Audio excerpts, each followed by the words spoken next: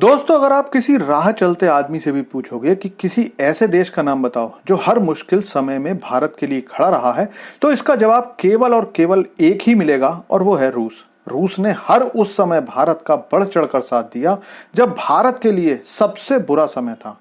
और आज एक बार फिर भारत के पीछे रूस चट्टान की तरह खड़ा हुआ है। दरअसल पूरे विश्व समुदाय में रूस अकेला ऐसा मित्र देश बनकर सामने आया है जिसने अमेरिका और कनाडा की लताड़ लगाते हुए पूछा है कि निज्जर की हत्या के मामले में इतनी बड़ी बड़ी बातें तो करते हो, लेकिन सबूत क्यों नहीं दिखाते।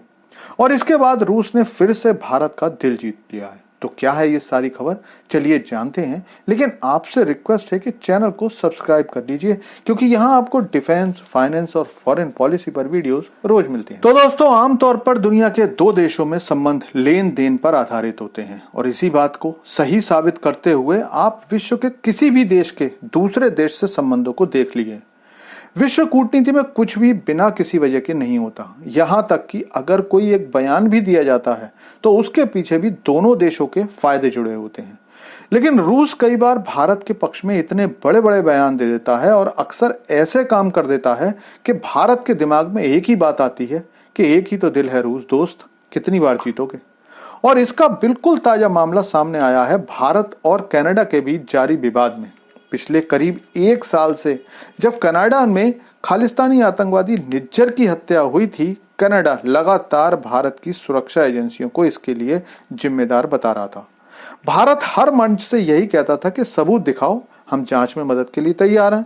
लेकिन भारत को एक जबरदस्त राहत तब मिली जब रूस की तरफ से कल ये बयान आया कि हम भारत के साथ खड़े हैं।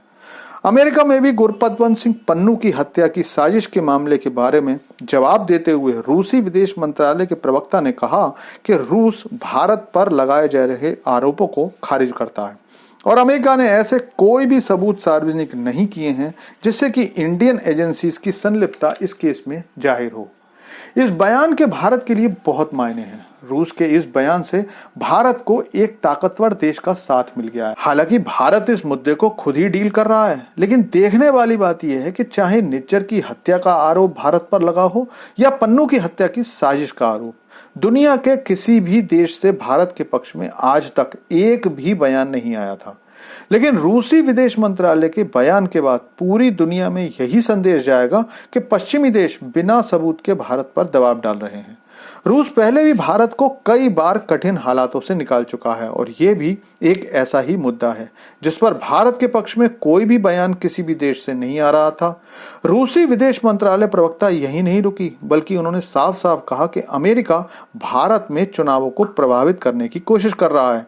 आपको याद होगा कि अमेरिका और कनाडा ऐसे आरोप लगाकर लगातार भारत को परेशान करते रहे हैं। कनाडा ने तो 4 दिन पहले ही 3 लोगों को पकड़ा है जिनके बारे में ये कहा जा रहा है कि उन्होंने ही निज्जर को मारा है, लेकिन उसके बाद भी ये दोनों देश बिना किसी सबूत के भारत पर इल्जाम लगा रहे हैं।